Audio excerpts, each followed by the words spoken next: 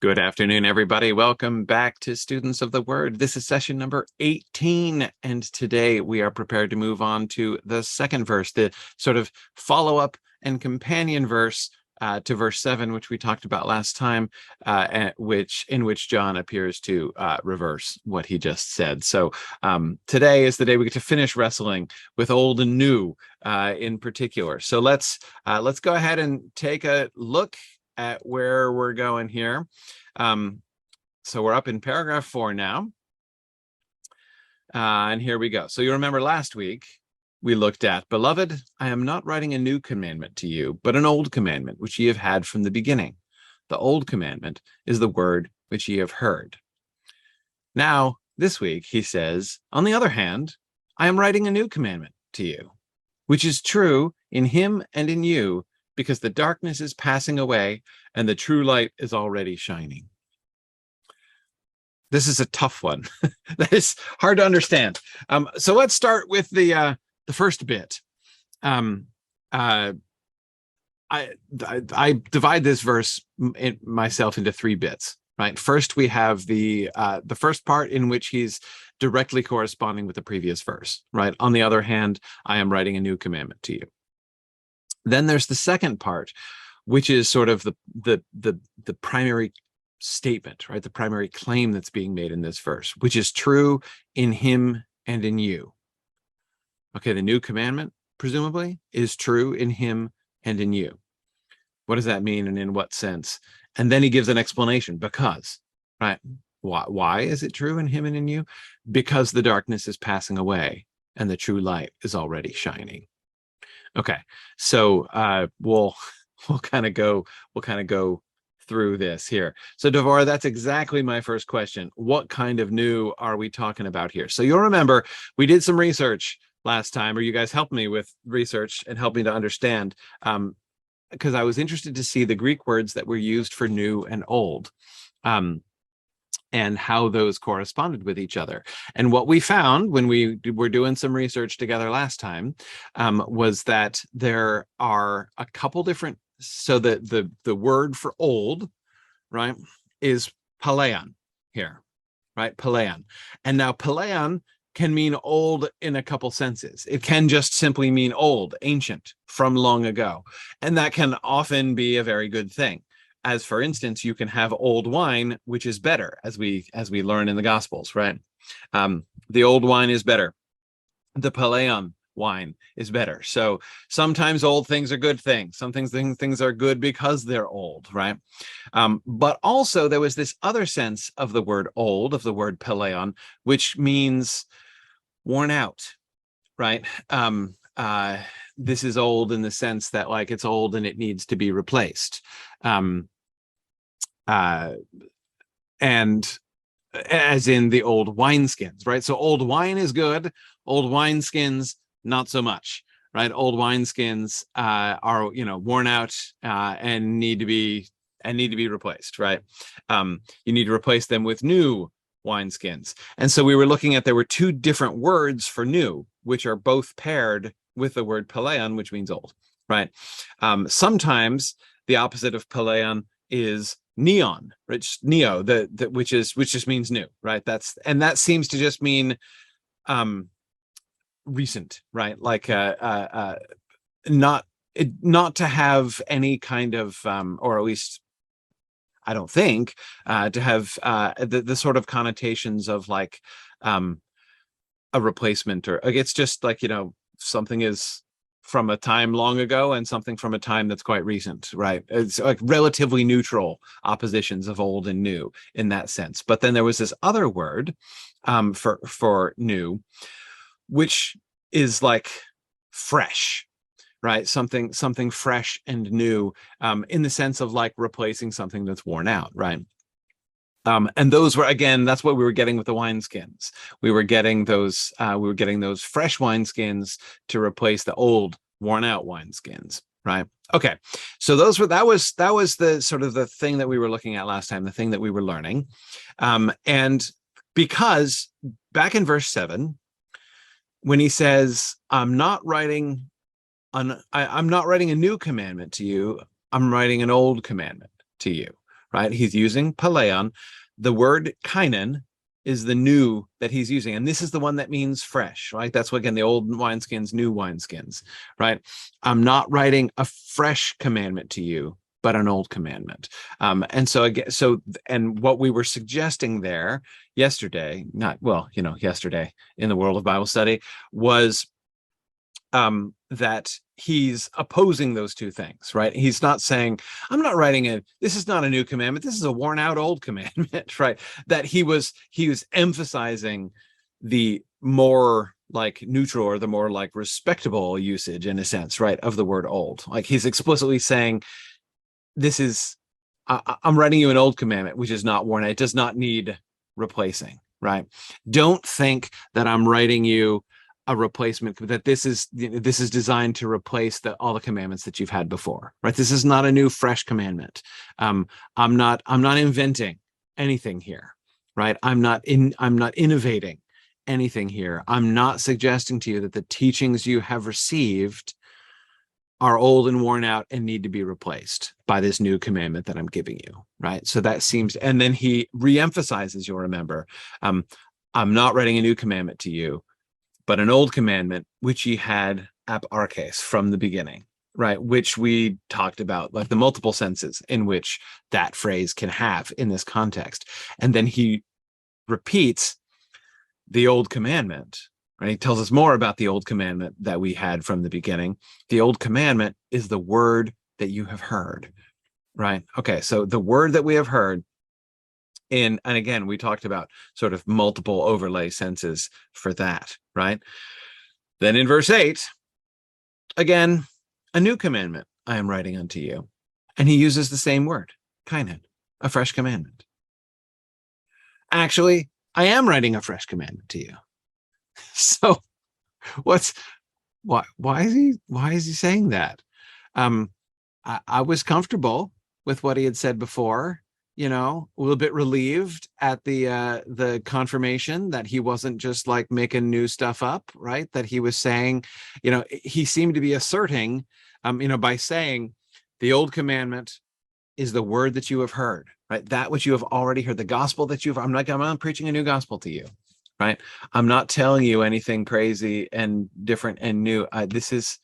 You've received the word. I'm reaffirming that. I'm talking about that, right? But now he's like, actually, yeah, I am writing a fresh commandment unto you. Kainan, same word, right? This is the exact word. So he's not doing like one of those clever things where he's using the two different words, right? Like he might have been like, I'm not writing a fresh commandment unto you, but I am writing like a neo commandment, like a neon commandment unto you. Like it's new, but it's not, it's not like a replacement. It's not, but he's not doing that, right? He just absolutely reverses what he said before. Again, or as it's rendered, in the New American Standard, on the other hand, which it's generally rendered with a oops, hang on, I'm having issues here. There we go. It's generally it's given with a footnote, which say like the word is literally again, but that the idiomatic usage of that is like on the other hand, which certainly I buy, because of course he's not actually saying the same thing again, right? It doesn't literally mean again in the sense of like, let me repeat myself, right? He's not repeating himself, he's reversing himself, right? So that seems to be, it's more like how in English we might say, then again, right? As an indication of reversal, right? Because it's clear that reversal is what's happening here. My question, I guess, is in what sense is he reversing himself? I certainly don't think, in the way that we were understanding him in verse 7, that is to say, I'm not innovating, this is not a new gospel, this is the word that you have heard, right? I don't think he's taking that back. I don't think he's being like, actually, yeah, now that I think about it, right, what I'm saying to you actually doesn't really have much to do with the words that you've heard. Like, I don't think he's reversing himself in that way at all, right? I think, yeah, good. Randall was suggesting, and yet is another way to sort of translate or paraphrase how Palin, how the again is being used there. Yeah, Aidan, that's exactly what I'm thinking. He's reversing it in basically he seems to want to convey two different things, right? Thing number one, he wants to convey that this is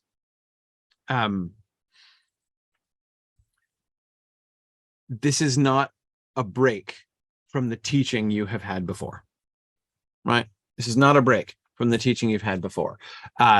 This is, I'm not teaching a new gospel. I'm not, however, right?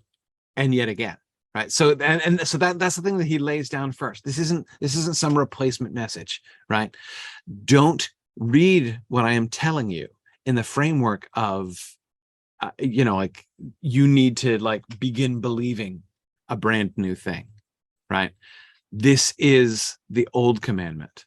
This is the word that you have heard from the beginning, right?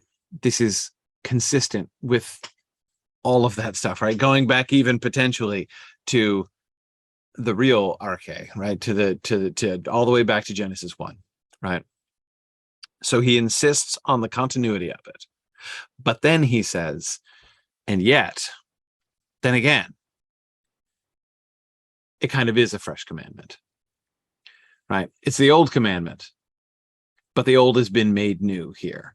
I do want you to realize this is a new way. There's a new way of thinking about things here, right?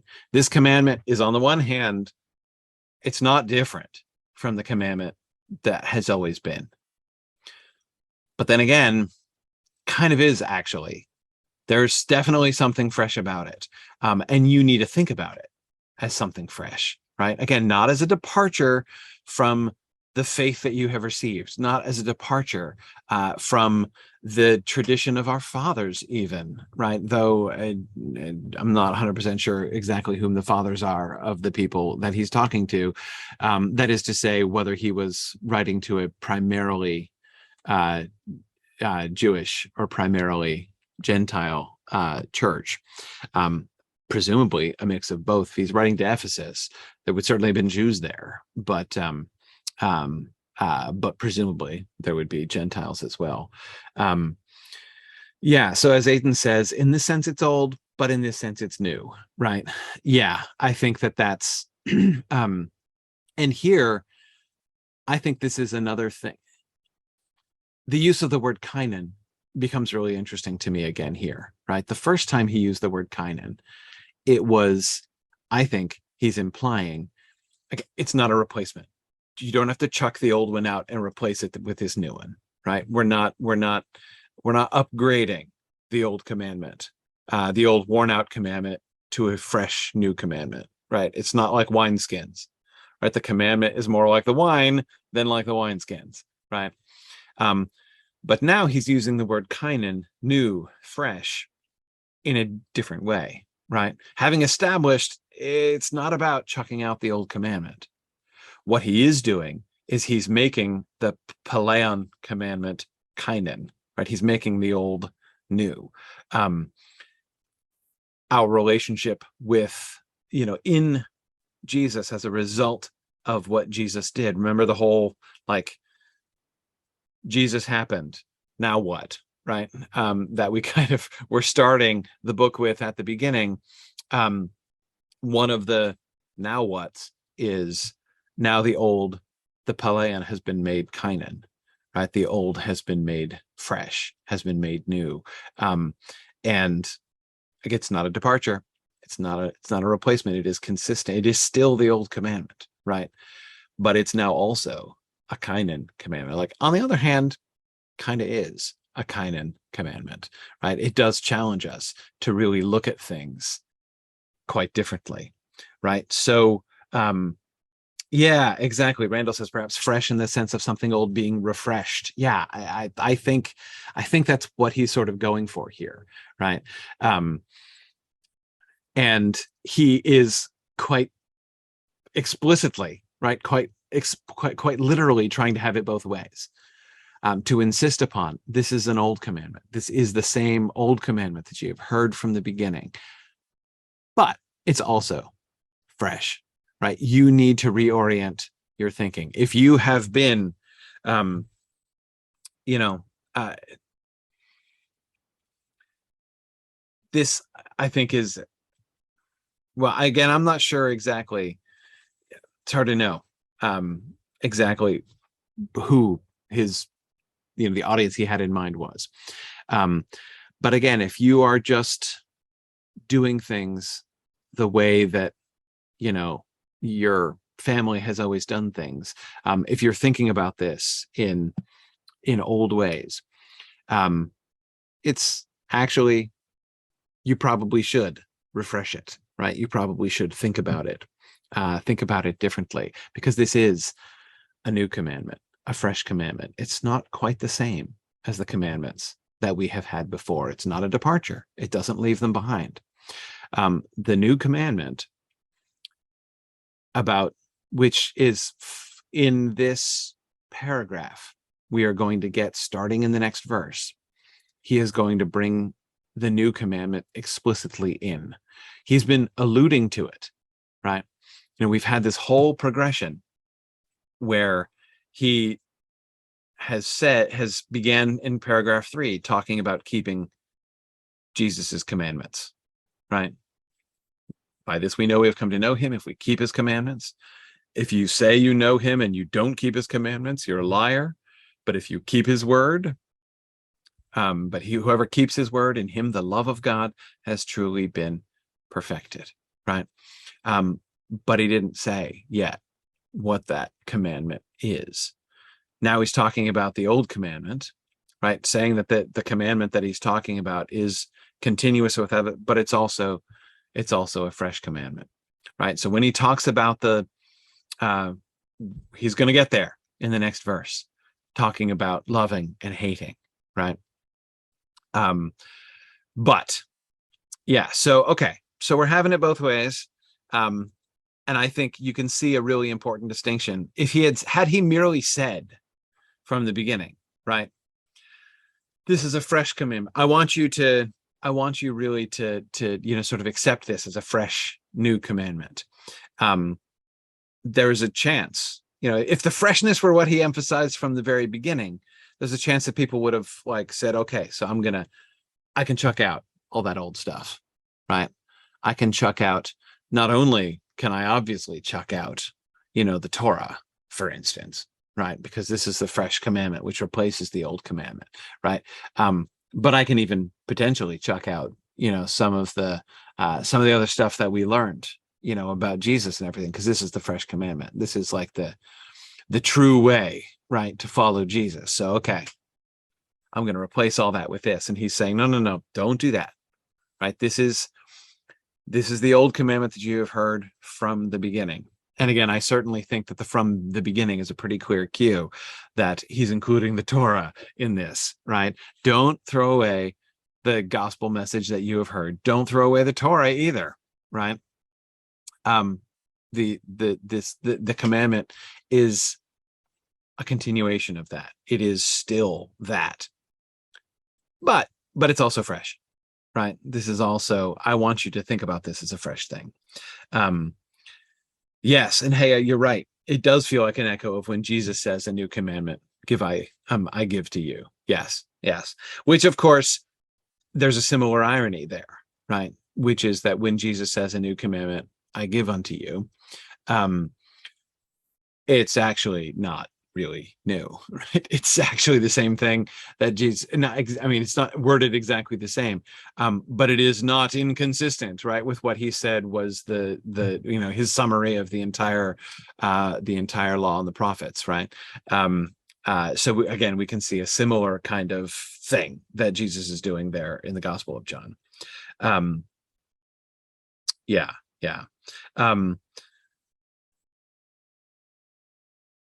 So yeah, I do think that we're prompted. Aiden is suggesting again, maybe the idea isn't that it hasn't changed substantially, but or he's saying it hasn't changed substantially, but it's a good opportunity to look at it with new eyes. Yes. Remember, this is, I think, one of the main reasons why John is being so poetic in the first place. Um, as I've been saying, if John's primary goal in this epistle were to just like make himself perfect, like to deliver his message as with as much brevity and clarity as possible, he could have done a much better job. Right, like he would have probably approached it quite differently if brevity and clarity had been his top two priorities, right? Maybe clarity first and brevity second. But that's not his goal, right? His goal is to encourage us to think this through, that we are supposed to sit down and meditate on this, right? Which is why I feel so comfortable doing this Bible study in the way that we're doing it, because I feel like this is exactly the kind of thing that we're supposed to be doing with these verses. Does he appear to contradict himself in verse 6 and 7 and 8? Yeah, he does. And why does he do that? Because he wants you to say, hey, isn't that a contradiction? How does that make sense? Let me sit down and think through how that makes sense, right? That's what he wants us to do. This is audience participation stuff. Just as poetry is always audience participation stuff, right? Poetry never seeks to just say things in the plainest possible way. Poetry is always invoking things in a way that's going to make you think about it, and sometimes to make you feel about it in particular ways, right? It is all reading. Anytime you read anything, you're never merely receiving something. That is, you're never passive as a reader. You're never just like a blank slate on which an author is writing. You are never just like standing there and passively receiving things. You are actively involved. Your comprehension, your imagination, your engagement with what is, it's not just about the words that you're reading off the text. It's what you're thinking about the words that you're reading out of the text, right? Poetry, much more than that, right? Poetry leaves more to you. Like poetry puts two things next to each other and doesn't tell you exactly how to connect them. It just puts them next to each other suggestively, right? And there are lots of ways in which you can put them together. We as readers have a lot of work to do, more work to do in poetry than prose. This is why a lot of people don't like poetry, because poetry is hard. Poetry takes time. Poetry takes effort, right? It takes a lot. It requires a lot more from us. If we don't put into it, right, we don't get almost anything out of it. It just sounds like nonsense. Right. Now that it's still true, even with prose, that if you don't put much into it, you're still not going to get that much out of it. How many times have you ever had the experience of you read a page or you read a chapter of something and then you close the book and you're like, I have no idea what that said. Like, I know that I read it, like those words all passed before my eyes or whatever, but I don't retain or understand a thing, right? I mean, that's happened to me many times.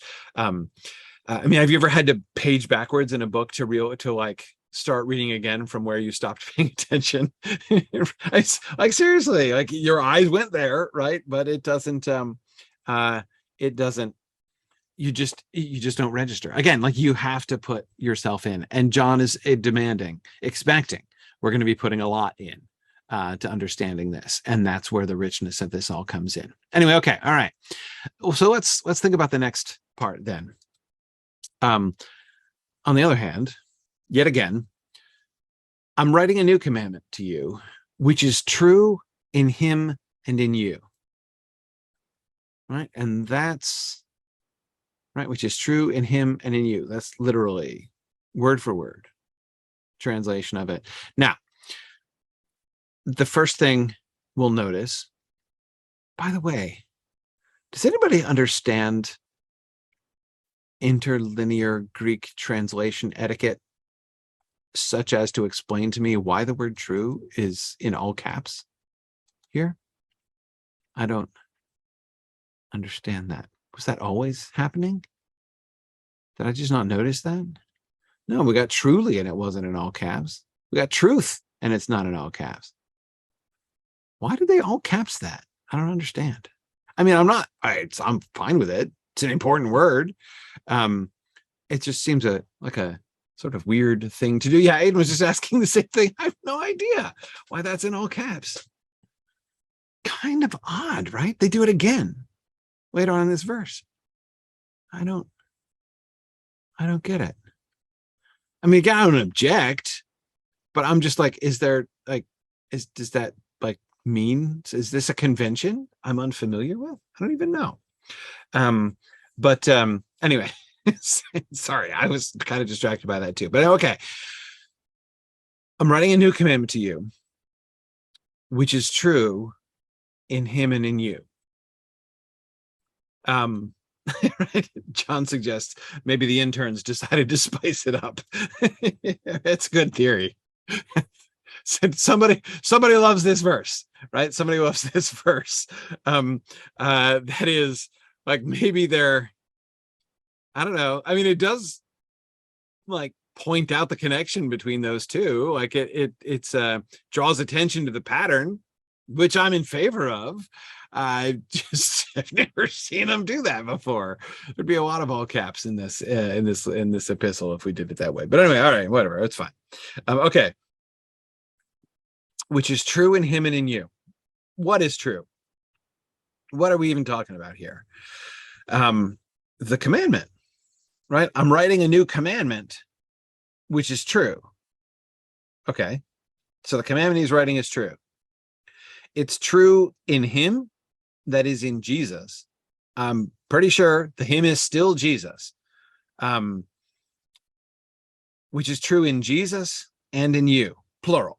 That's a you. I'm positive of that. Right? Yeah. 2P, second person plural. Okay, so it's true in Jesus and it's true in us.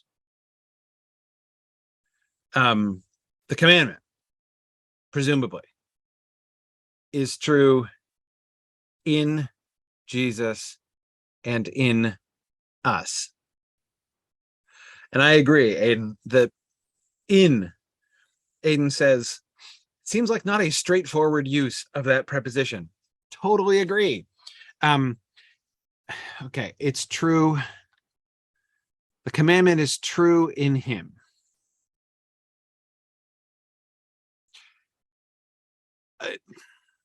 The best way I can think of understanding the statement that the commandment is true in Jesus is that it fits Jesus, right? Like Jesus lives out the commandment, right? Like Jesus is completely consistent with the commandment. So in that sense, the commandment is true in him. So, if you said, if like, let's take a totally separate situation. But what ridiculously theoretical situation. So let's say like some other commandment, right? Like, so if you give your child a commandment to keep his room clean, right? And the child's room remains clean, then you could say, perhaps in a similar sense to how John is using this phrase here, that commandment is true in your child, like your child has stayed true to that commandment. There is a consistency, right? A harmony between the commandment that you have given to the child and the actions of the child, right? The child is living up to that.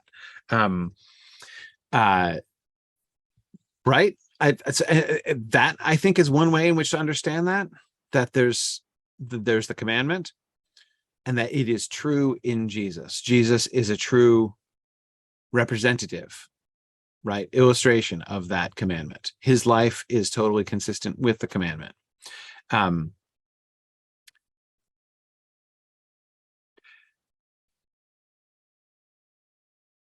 hard part comes right afterwards, because it's true in us too.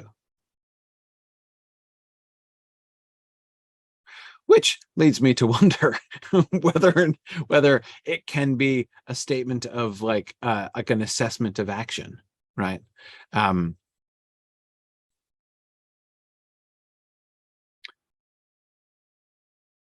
is to say, my room isn't always clean, right? to to use my parallel.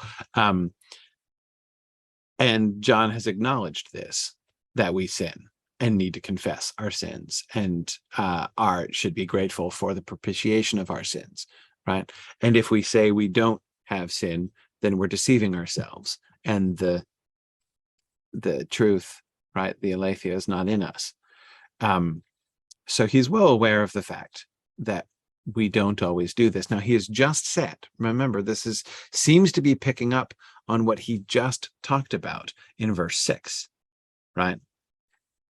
By this we know that we are in him, the one claiming legon, to abide in him, ought, just as he walked, to walk, right? Ought are required, like it's a necessity that occur. So that similarity, far too weak a word, that identity, right, between how he walked and how we are to walk, ought to walk, are obligated to walk. That similarity between his walk and our walk would seem to be one thing that underlies this, to say that the commandment is true in him and in us.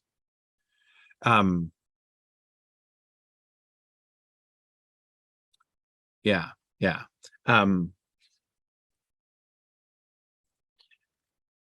Randall, that's a really good question. Randall is wondering, is there any chance that in has a different sense in the two cases? That is it true in you in the same sense that it's true in him?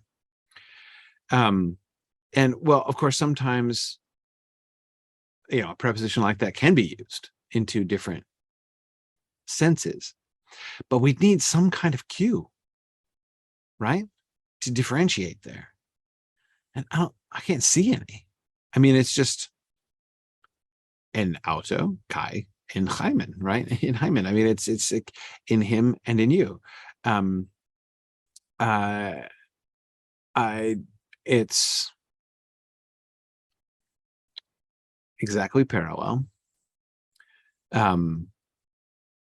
Apparently in the same syntactic context. So I can't see any good reason to differentiate them. And then especially, Randall, when I go back to verse 6, again, that assertion that our walk and his walk ought to be, right, are obligated to be identical if we claim that he abides in us, right? And then, of course, Randall, there's the coming back to that idea of him abiding in us, right?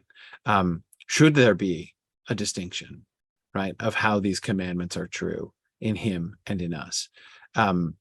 Because although on the one hand, of course, I'm sure we all feel tempted to say, like, well, yes, to say the commandment is true in Jesus is one thing, but to say the commandment is equally true and in the same way in me seems like a crazy thing to say.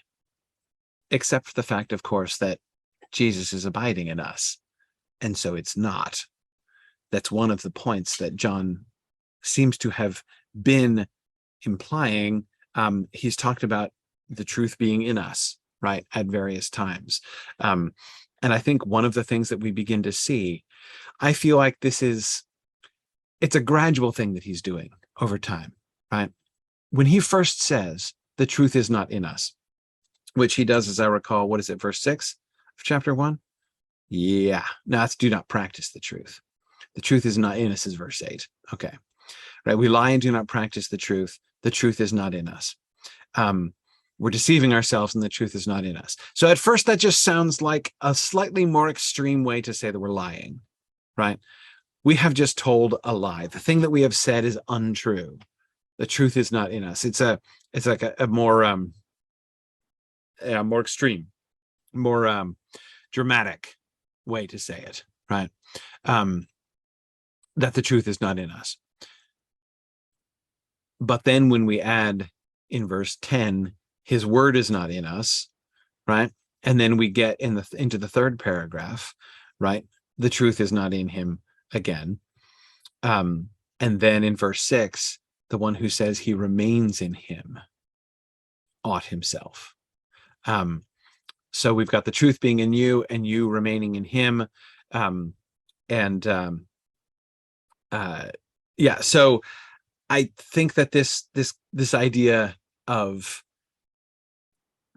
that the truth being in us is not just an exaggerated way, like it's not just a polemical statement, you know, polemical meaning when you're making an argument against somebody, or you're sort of debating, right?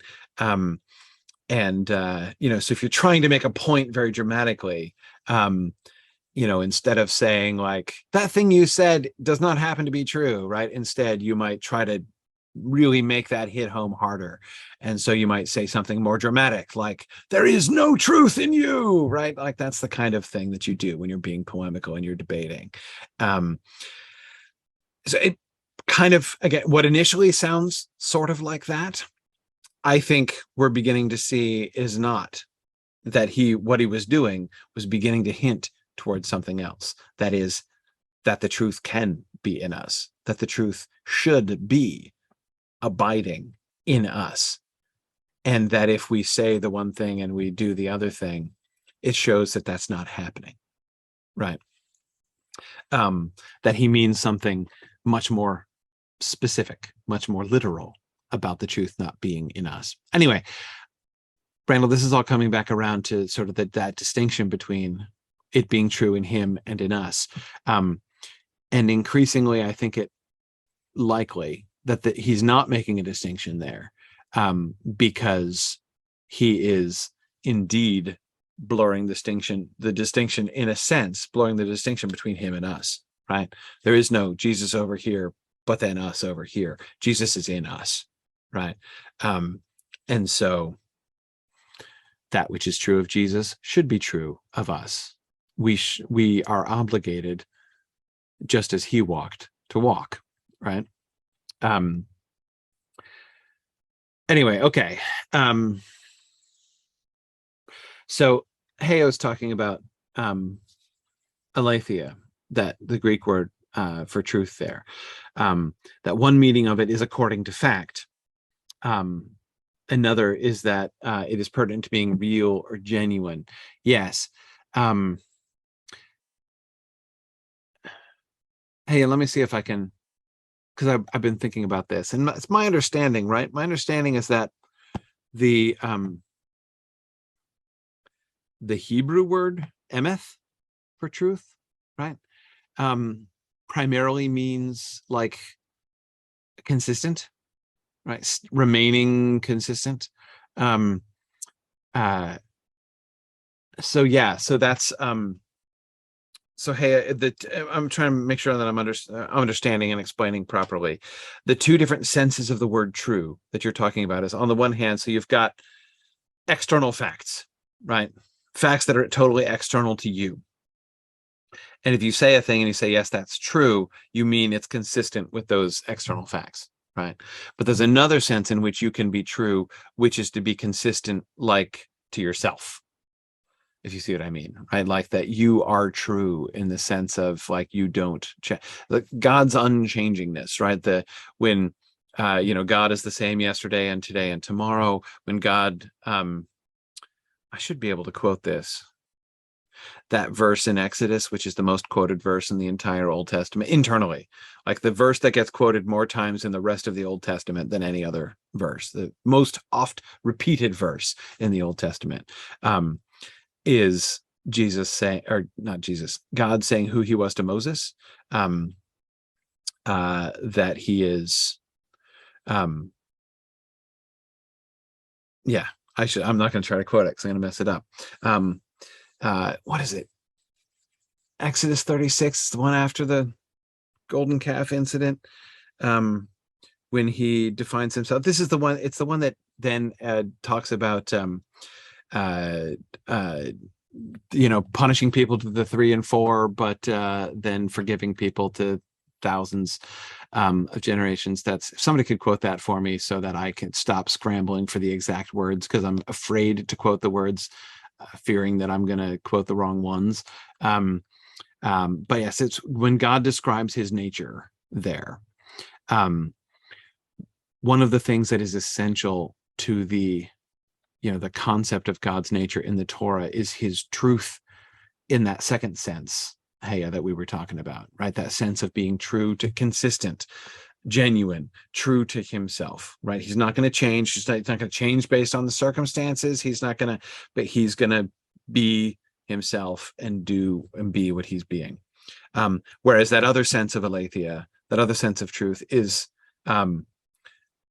according to outside things, right? To be in alignment, right, with sort of external truth. Now, this is sort of the irony when you talk about God being true, is that there is nothing external, right? God is the external. That's why that's sort of the significance of his name, I am that I am, right? With there is no external referent that you can use for God and his being there, right? I am the one who is. But anyway, okay, what does any of this have to do with this? Because we're trying to understand the sense in which the commandment is true, because that's what he's saying. I'm writing new commandment unto you, which is true. This commandment, it's consistent. It's genuine. It holds true where? In him, in Jesus, and in you. I still don't think I understand that. But let's go on to the next part. Maybe it will help us. Because he does give some explanation. Because the darkness is passing away and the true light is already shining. Because the darkness is passing away and the true light is already shining. Okay. First of all, words. Passing away. Thank you, Stephen. I appreciate that. Yes, that's the verse. Exodus, it wasn't 36, it was 34. See, look at that. I misled you. Exodus 34, 6 and 7. Yes, and the Lord passed by before him and proclaimed, the Lord God, merciful and gracious, long-suffering and abundant in goodness and truth, keeping mercy for thousands, forgiving iniquity and transgression and sin, and that will by no means clear the guilty, visiting the iniquity of the fathers upon the children and upon the children's children unto the third and fourth generation. That's it. That's the verse. That's the verse that is the most often repeated verse in the the verse most often quoted, the Torah verse most often quoted within the whole Hebrew Bible. Yes. Okay. Thank you, Stephen. Whew. Yeah, I was getting lost in the like merciful and gracious, long suffering and abundant in goodness and truth. I didn't want to make a mistake in there. But yes, truth. Truth is in there, abundant in goodness and truth, right? And what does that mean? That God is abundant in truth. And again, what it seems to mean in the context of the Torah is that he doesn't change, right? He is internally consistent. And which would then seems to be borne out by what he talks about consistency generation by generation.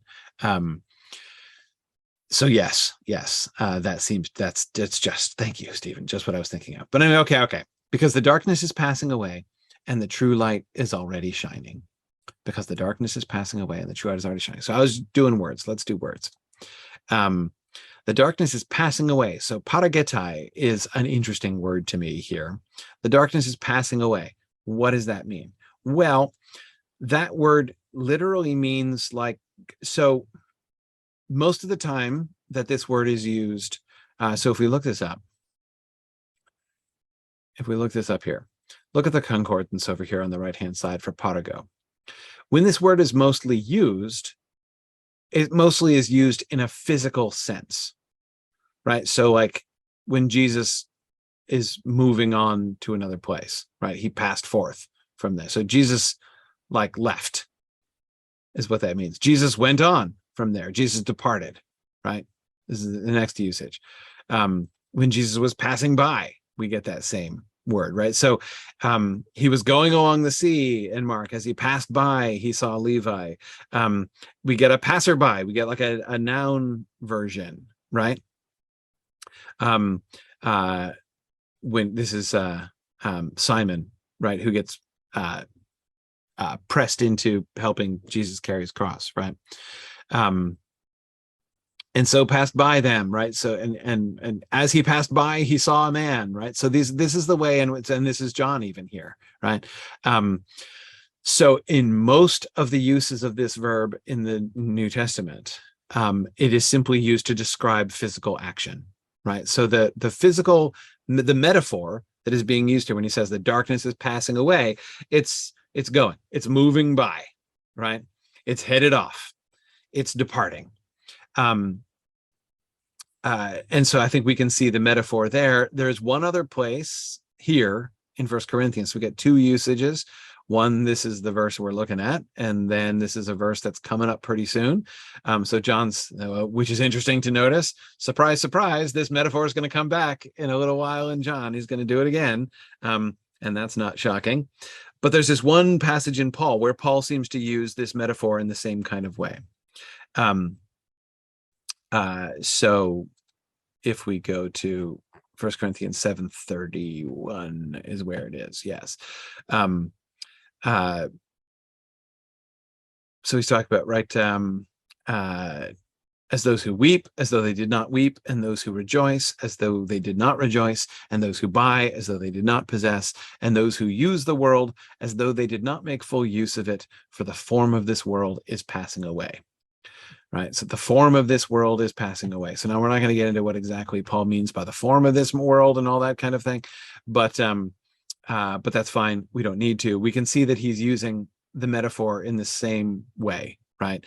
It's going by, it's departing, right? And then John would seem to be using this in a similar way here about the darkness, right? It's the darkness that is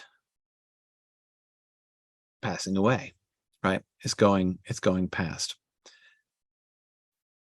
And the true light already shines. Shines is tense, present, indicative, active, right? Is shining.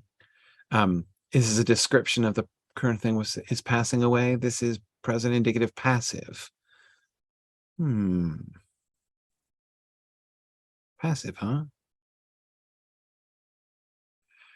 I'd want to be careful here, because I think perhaps the passive voice might be used with this verb in a different way than we'd use the passive voice in English.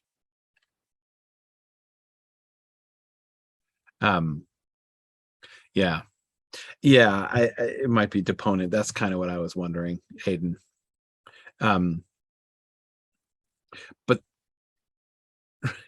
oh man, Randall, I need you to unpack the word mediopassive. I'm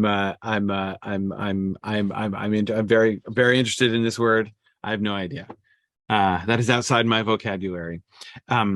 Right, that it could be used in an active sense. That's my understanding of what calling it a deponent verb means. The darkness is passing away. If we were to read it as literal passive devora, it would be more like the darkness is being taken away, right? But yeah, I think it's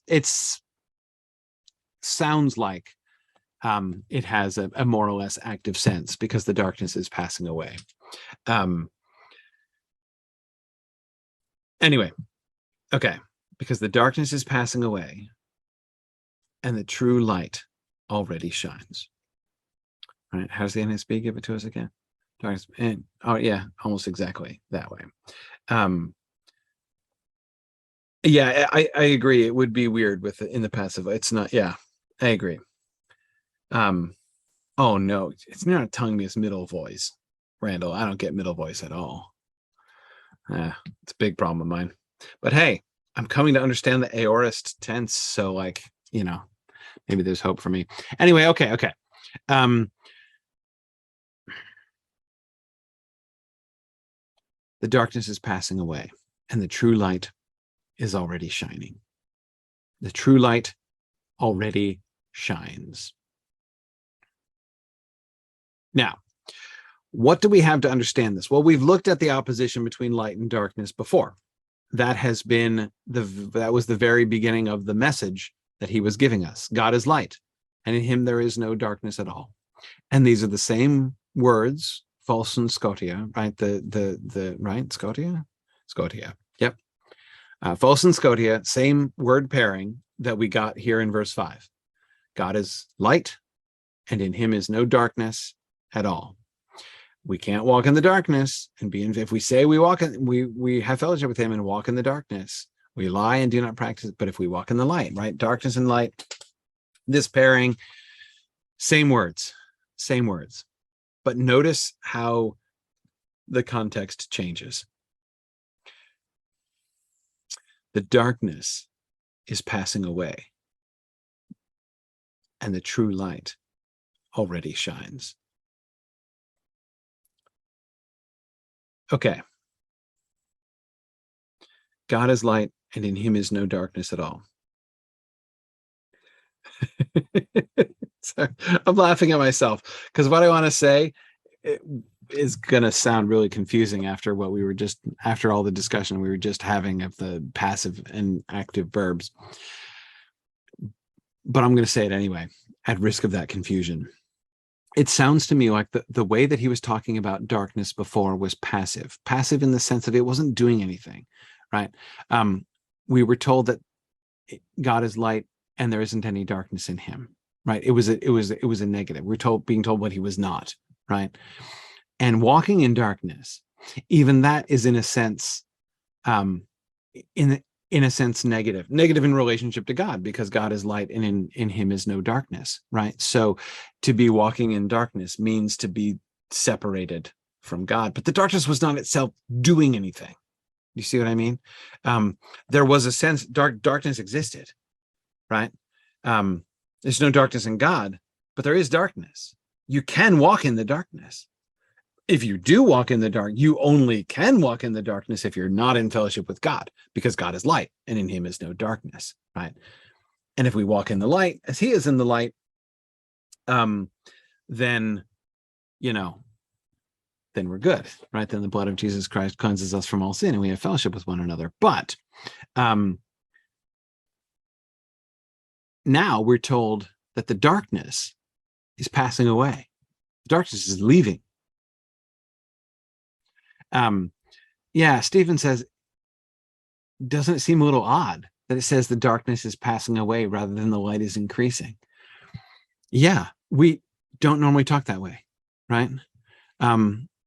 If you are outside at like 5 a.m., right?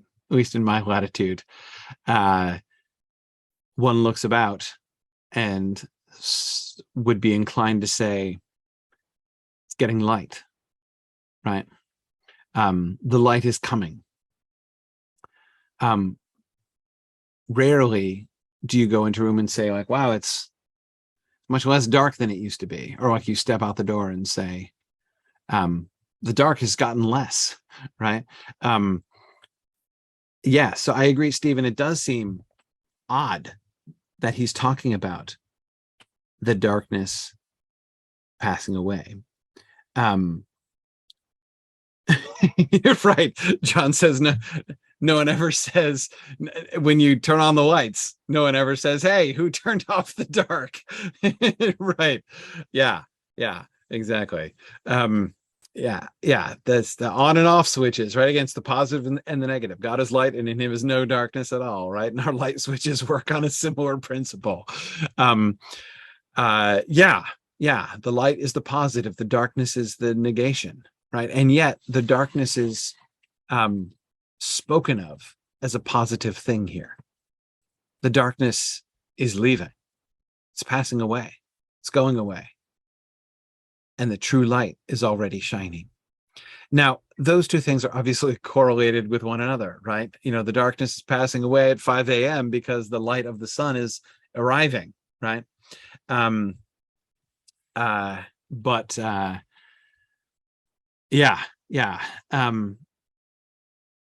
true light is already shining. Now, and hey, you're of course right. John didn't have light switches, and natural light is a great deal more gradual, for sure. Absolutely. It is, of course, hey, as you suggest there, I think, very possible that it is because we are acclimated to electric lights in our culture, that we tend not to talk about darkness that way, because we have lights with on switches, right?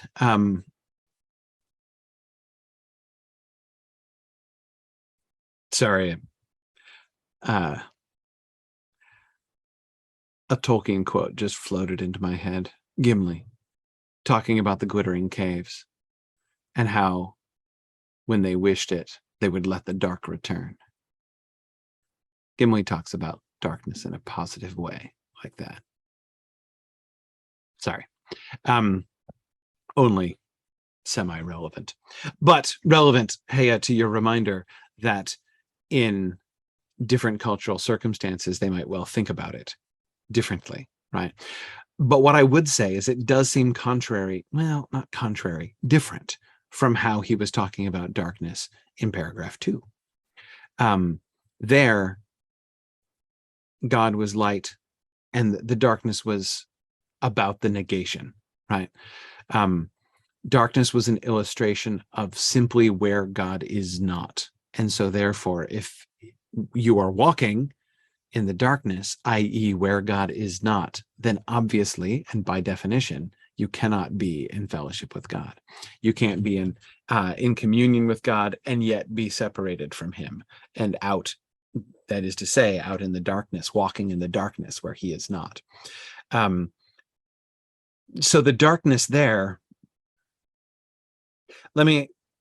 putting this a slightly different way, what exactly is it that's passing away? What is the thing that is walking off, right? That is departing here. Because so far, as I said, in his opposition between darkness and light, the darkness was not treated as a positive thing. It was simply where God was not, right? Where God's light was not. But now this shift, this seems to be a shift, into calling darkness, considering darkness, speaking of it as if it is a positive thing. And I think that that's important. I think it's important for us to notice that. I think that he is adding something to our understanding of this opposition. When he introduced the opposition between darkness and light, it was first and foremost to talk about the light and to emphasize that the two of them are not blended, right? The two of them don't mix. You're either in the light or you're in the darkness. If you're walking in the darkness, you're not in the light. Remember that? So that was the emphasis, but there was no agency to the darkness. Like, it didn't do anything, the darkness. It's just where God was not. Now the darkness is doing something. It's passing away, which suggests it's a thing. It has agency. And I think that's relevant because he's going to be talking about this. He's going to be talking about the darkness as an agent, as a thing that exists and does stuff. And that the darkness is in opposition to the light in a more literal and active way. Yeah. So, yeah, because the darkness is passing away and the true light is already shining, is passing away. Present, right? It's a thing that's happening. It has not happened. It's not complete action, right? It's what is currently happening. The darkness is passing away and the true light is already shining. True light is shining even now. That presumably is why the darkness is passing away, as darkness does when lights begin to shine, right? So yes, that image of the time before the dawn, right? Um, I don't know. That's not he's not alluding to that explicitly as a metaphor. So maybe I shouldn't kind of lean on that. And that's the image that I keep coming up with in my head when I'm trying to picture the true light is shining, but the darkness is still in the process of passing away, right? The best picture in my own head I can get for that is that time right before the sun comes up, when the darkness is passing away. It is not fully dark anymore. It is going away, and you can tell it's going away. Um, and the light is already shining, but the darkness has not yet passed away, so the light is not yet full. But I don't want to lean on it too hard, because again, he's not talking about the sun explicitly. Like, it's not John's metaphor. That's my metaphor. It's not John's metaphor. It helps me to understand this. I think that's the picture I have, but it's not a picture he's handing me. So I want to take it with a little bit of a grain of salt. And the reason I find myself wanting to resist my mental picture there is that what John suggests is something that I think is impossible to picture.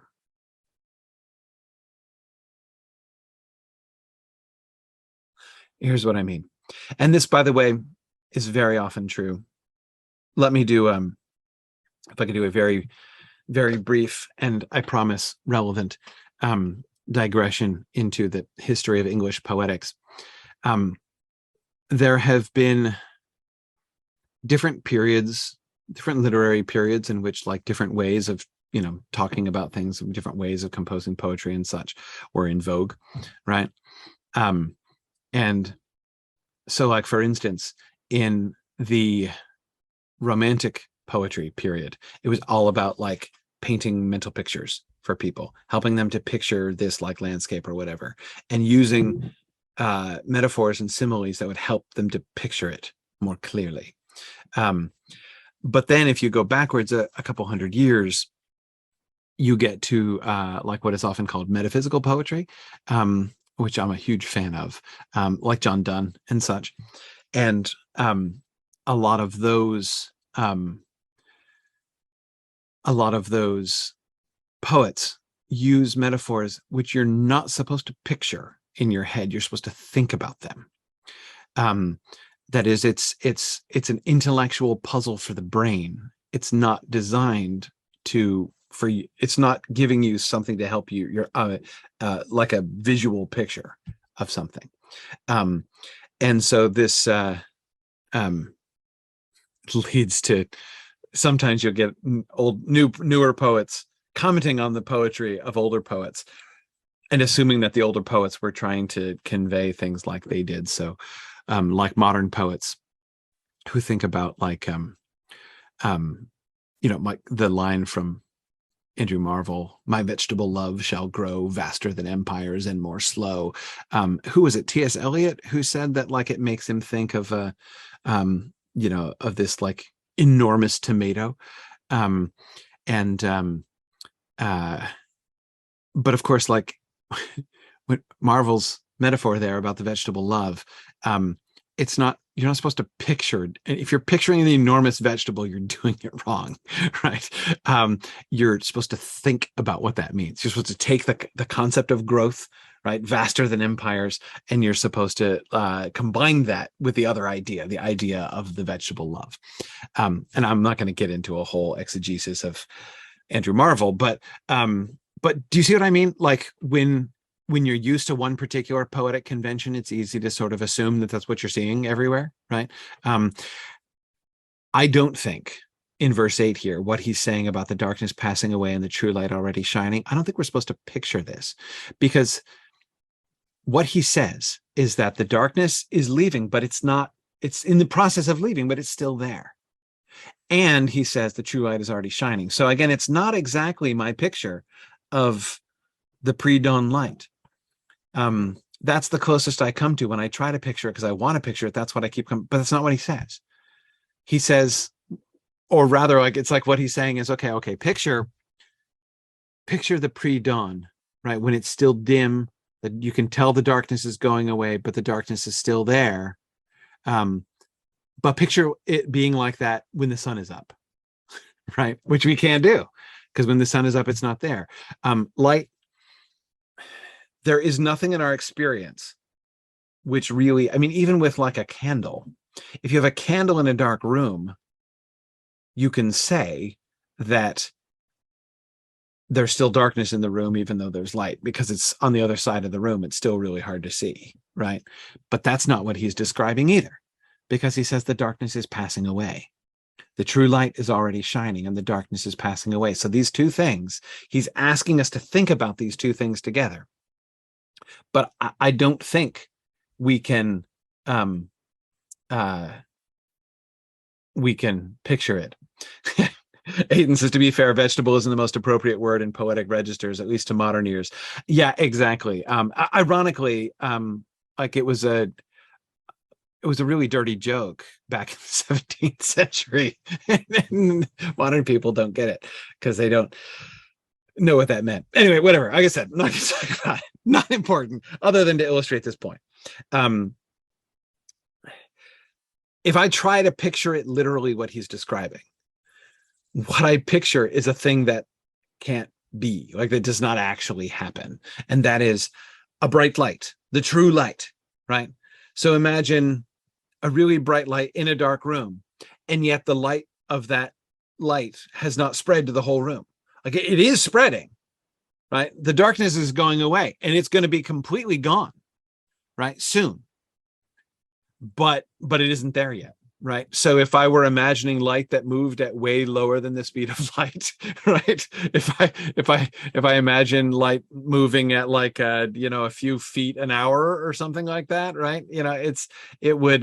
That seems to be more like the kind of situation that he's describing. The true light is shining. The sun is up, man. Like there, it's here. The true light is shining. And I think, notice he adds the word already, right? We get this adverb here. I think adverbs, well, I think all words are probably important, but I think that adverbs seem to me kind of conspicuous. He could just say the true light shines. We'd get it, right? But he's emphasizing something here. The true light already shines. Like it's shining right now. It's not just threatening to shine. It's not just about to shine. It's not the sun about to come up over the horizon. It is there. The light is shining. And the darkness is also there. It's passing away. It's totally passing away, right? We know it's going to happen to the darkness, but it hasn't happened yet. It is happening, but it has not been completed. And that's the situation that we get. Exactly, praise, like it's extreme slow-mo. Yeah, it's really hard. I don't think we can picture it. We're not supposed to picture it. I think we're supposed to think about it. Think about the true light, which is shining and driving away the darkness. And the darkness is passing away. But it's not, but it's still there. The darkness is still there. I think that's what he's describing here. And that's why my metaphor, it's why because as soon as I was articulating the metaphor, it doesn't, I can see that it doesn't fit my pre-dawn light metaphor, right? Because in the pre-dawn, it's pre-dawn, the light's not shining yet, right? Yeah, the true light is already shining. The darkness is passing away and the true light is already shining. This is John's characterization of our world. This is where we live. We might not be able to picture it in our head, but we live it every day. The true light is shining currently. And yet, the darkness is still there. But the darkness is passing away. And the true light now shines. But now, two things that we have to figure here. One, we have to talk about the connection of true and true, which our interlinear translators are extremely emphatic that we ought to do because we've put them in all caps. right? And I have no problem following their very great insistence here. The commandment is true in him and in us because the true light is already shining. Okay. Is this true in the same sense? The commandment is true in Jesus, and the true light is already shining. Oof. In what sense is the light true? True light as opposed to false lights? In one sense, like that would be a simple sense, right? We've seen true being opposed to lies, right? So not a lying light, a true light, a consistent light. It seems to me that the sense of true light depends on the first one, right? That is, the new commandment is true in Jesus and in us.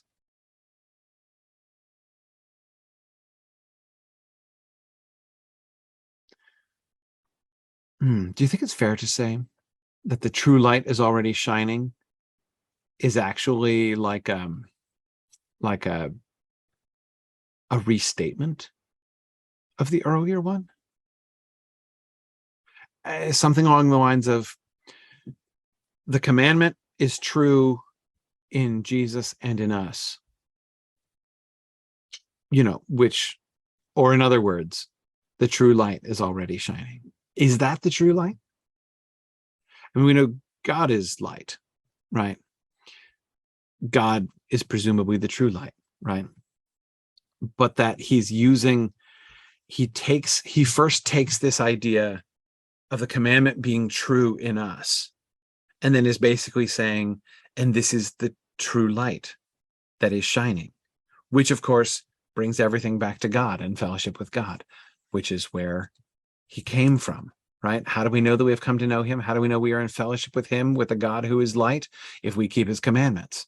If the commandments are true in him and in us, then the true light shines. Then we remain in him, he remains in us, and the true light shines, right? All of those things seem to weave together, and that seems right. And then embedded in the middle of that, he says, because the darkness is passing away, right? He says, it's almost like it's a corollary, sort of a side effect, right? God is light. God has always been light, right? But why is the darkness passing away now? The darkness is passing away because the commandment is true both in Jesus and in us. And so now the darkness is passing away.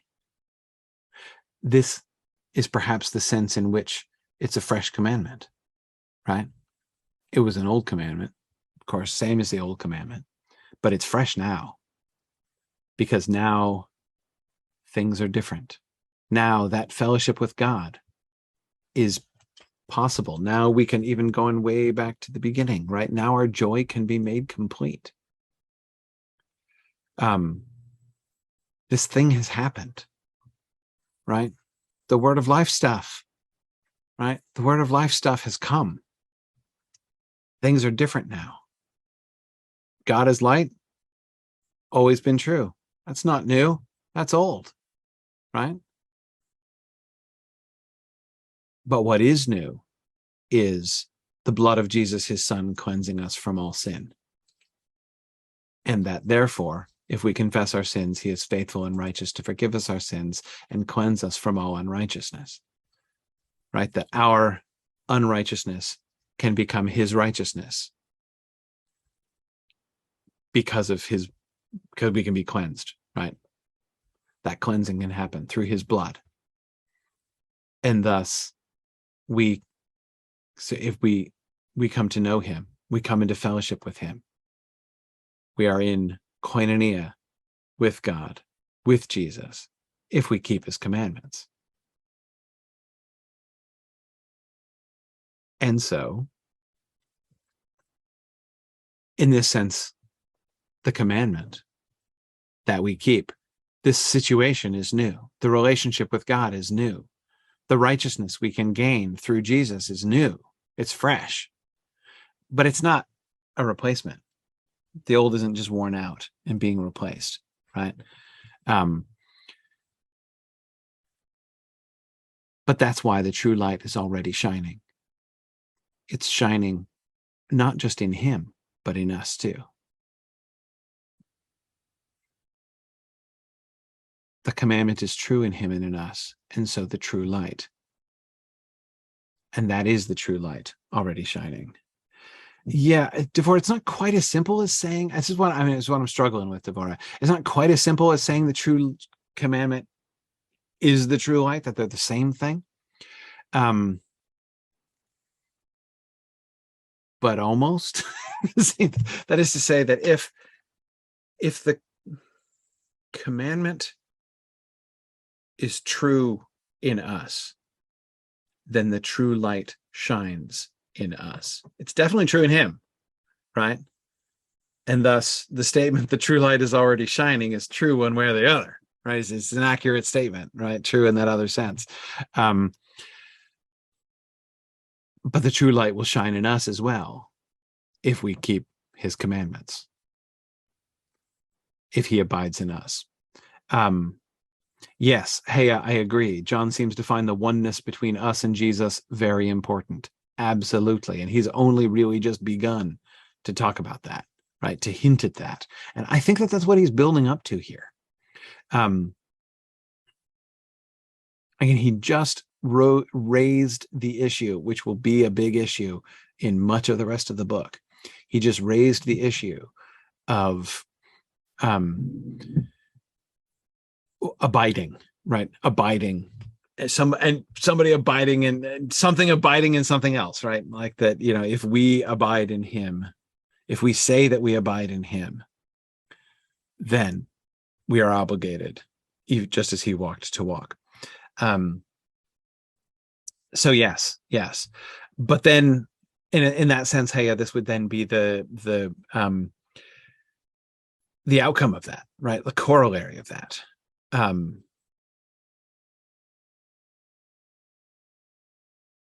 If we do abide in him, then the new commandment is true. The commandment is true in us as it is in him, which means that in us as in him, the true light is already shining, the true light which makes the darkness to pass away from the world. Yeah.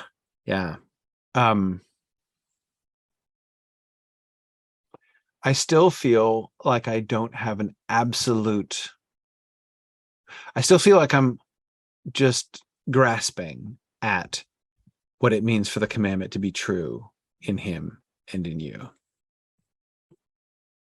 Aiden, it's back to those ins that I'm not really positive I'm seeing the full implications of. A new commandment, which is true in him. Yeah. I will keep reflecting on that. I feel like there's still something that I'm missing. Not a thing that I'm missing. I think that I'm sort of failing to put it all together there. But I feel much better about the darkness passing away and the true light already shining. That seems like a much clearer encapsulation of all of that darkness and light stuff that we were getting before. And then he's going to go on to apply it to the commandment, to illustrate it more clearly in verses 9 through 11 as he goes on. All right, well, next week, fortunately, I would stay and continue hashing this out if this were going to be one of those weeks when I was going to have a long hiatus before, but I will be back next week. So next week, we'll come back to those prepositions a little bit. I'll reflect on this. You guys can reflect on this too. More about what that means about the commandment being true in him and in us. I feel like there's more that we need to figure there. But then we'll move forward into verse 9, and we will get another one of these next 3 verses will be of a very similar pattern to what we have seen before. But yet he's doing something different here than we have seen him doing. So excited to dig into that. All right. Thanks everybody for joining me today. And I look forward to continuing to wrestle with paragraph 4 next time. Thanks everybody.